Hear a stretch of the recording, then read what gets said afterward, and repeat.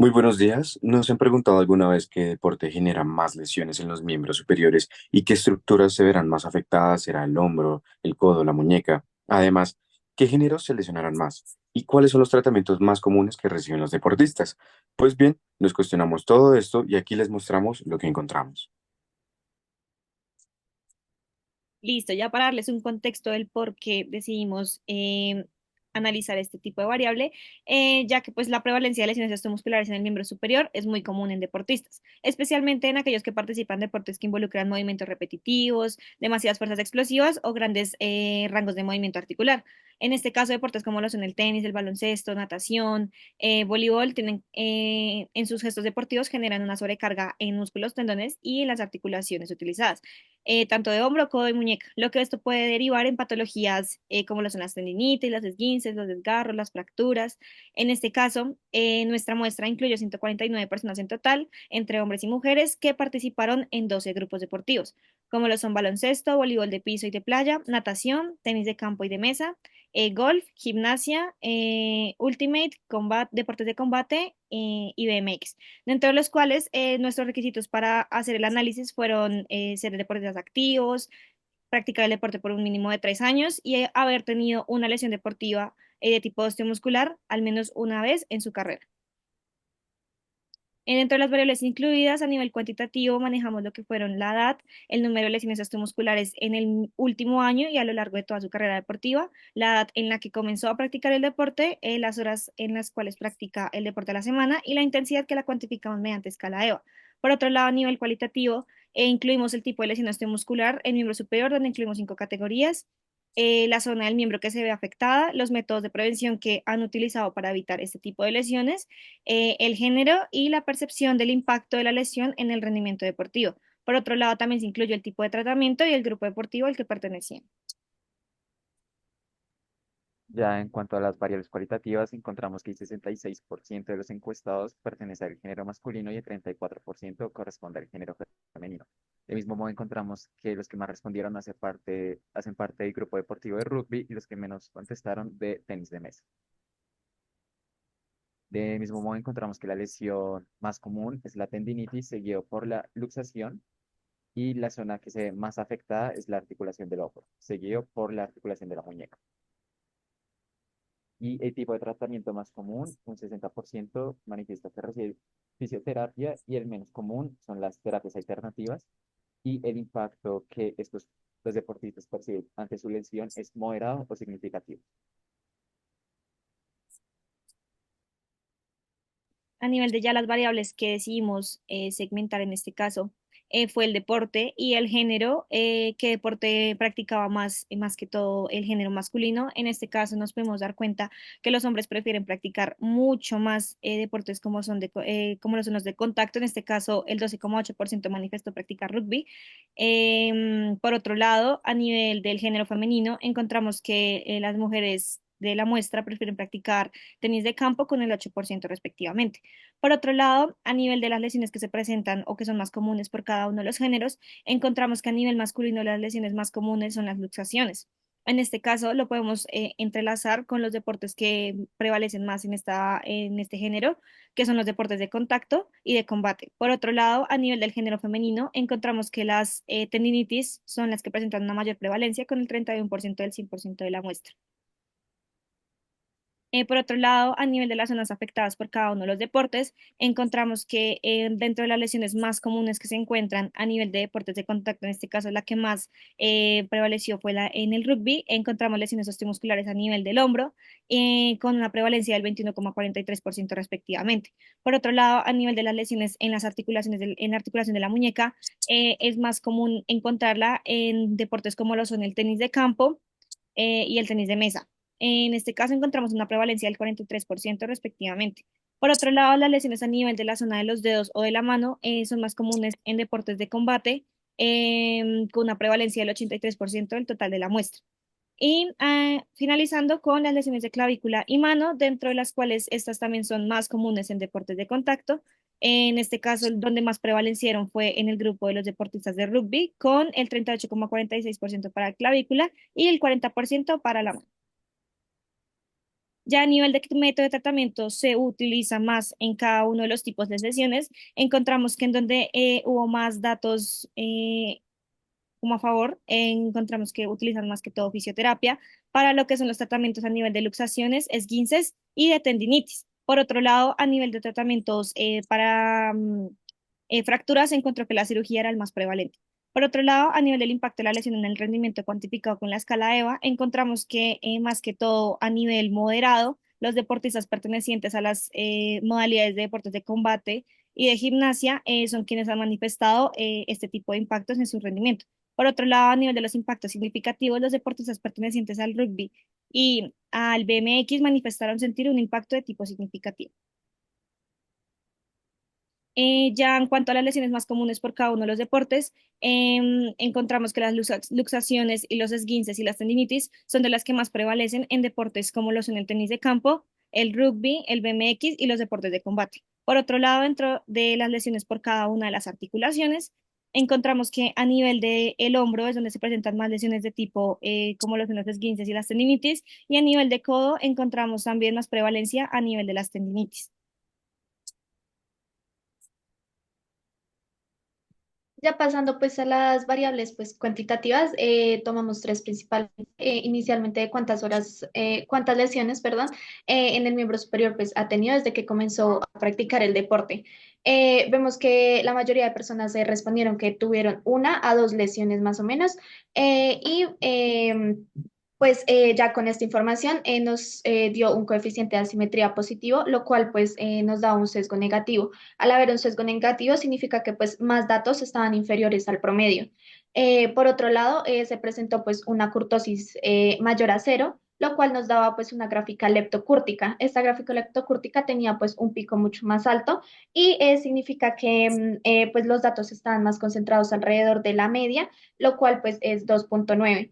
Y pues también nos indicaba que no habían casi datos atípicos. Entonces, pues como lo mencionaba anteriormente, la mayoría de personas pues tuvo de una a dos lesiones. Y ya pasando pues a la intensidad del dolor, la mayoría de personas indicaron su dolor pues 8/10. eh, y pues ya analizándolo más un poco a fondo, el coeficiente de asimetría pues nos dio negativo, por lo tanto pues hay un sesgo positivo. Al haber un sesgo positivo significa que más datos estaban pues arriba del promedio. Que pues el promedio era 7 y también nos dio una curtosis mayor a cero, lo cual pues otra vez pues la gráfica sería leptocúrtica y pues no habían casi datos atípicos y pues los datos estaban pues más concentrados alrededor de la media. Y ya, pues, en cuanto a las horas a las que dedican, pues, el entrenamiento, la mayoría de personas, pues, respondió 17 horas a la semana, más o menos, y pues, se presentó una media de 14, lo cual, pues, nos indica que la mayoría de personas practicaba de 14 a 17 horas. Se presenta una curtosis igual mayor a cero, lo cual pues otra vez la gráfica va a ser leptocúrtica y pues había pues en cuanto al coeficiente de asimetría pues era positivo, lo cual había pues un sesgo negativo y como lo mencionaba igual anteriormente, habían más datos inferiores al promedio. Y ya en cuanto pues a este gráfico pues de zonas, en cuanto a lesiones osteomusculares, pues como lo podemos ver entre el promedio que es la línea amarilla y el promedio más desviación que es la línea amarilla y la línea verde que es promedio menos desviación. Esto significa pues que la mayoría de personas tenían lesiones entre de tendinitis y luxaciones. Y pues los datos que están por fuera de esta línea son datos atípicos. En cuanto pues al gráfico de zonas de edad, podemos ver que la mayoría de personas que pues fueron encuestadas estaban entre alrededor de los 19 a los 35 años. Listo. Ahora, al segmentar nuestras variables cuantitativas que mi compañera anteriormente mencionó, queríamos saber qué lesión duele más y pudimos observar a partir del mínimo y el máximo que todas las lesiones duelen, pues porque el dolor es una experiencia subjetiva. Entonces nos guiamos desde el mínimo y como pueden ver, el mínimo más grande es 6 y 5 en fractura y luxación en una escala disal análoga. Entonces, ¿esto qué nos quiere decir? Que, pues, las diferentes personas pueden sentir dolor de manera distinta, pero en términos generales hay varias razones por las que una lesión puede ser más dolorosa que otra, como la gravedad de la lesión y la localización del dolor. Entonces, a nivel de las tablas, ¿puedes devolverlo, por favor? De las tablas de los box plot, podemos ver que tanto como fractura como luxación, bueno, fractura tiene una curtosis de -0,6. ¿Esto qué nos quiere decir? Que pues puede estar un poco platicúrtica, entonces no todos los datos están como cerca a la media, pero su coeficiente de asimetría nos muestra que pues está un poco más simétrico. En cambio, luxación sí está leptocúrtica, es decir, que pues nuestros datos están más cerca a la media. Y la curtosis es un 2. Esto nos quiere decir que hay un sesgo negativo, o sea, todos los datos se me están yendo un poco más hacia el lado positivo. Ya luego al segmentar, también podemos ver y pudimos observar qué deporte es más lesivo y encontramos que todos los deportes, obviamente, claramente, pues presentan muchas lesiones porque es la vida de un deportista y pues de todo el acondicionamiento que éste lleva. Pero nos dimos cuenta que las lesiones de combate y gimnasia y el deporte de gimnasia son los que presentan más lesiones. Esto también nos guiamos desde el rango entre mínimo y máximo, ya que pues en combate presentamos un máximo de 10 y en gimnasia un máximo de 8. Esto en las gráficas de Boxplot se puede ver con una curtosis en combate. Pásalo, porfa. En combate, una curtosis de -0,6. Esto nos quiere decir que es un poco platicúrtica, pero su coeficiente de asimetría nos demuestra que todos sus datos están simétricos. Y en gimnasia nos muestra también una curtosis de 0,9, que nos muestra un poco leptocúrtica, solo un poco, y un coeficiente de asimetría de 1,1, es decir, que tiene un sesgo negativo.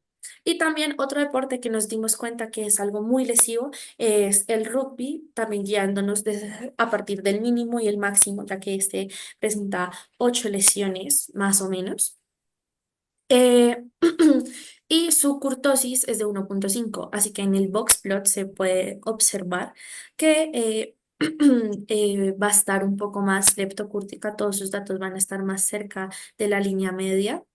Y el coeficiente de asimetría nos va a mostrar también un sesgo negativo. Ahora, por último, queríamos saber qué lesiones ocurren a ciertas edades y nos pudimos dar cuenta con lo que había mencionado mi compañera Natalia, que pues hay unas edades que se salen como de la mediana, que son 65 y 44. Sin embargo, al fijarnos en el rango de cada uno de los tipos de lesión, vemos que están variando mucho, entonces esto nos puede sesgar un poco. Sin embargo, eh,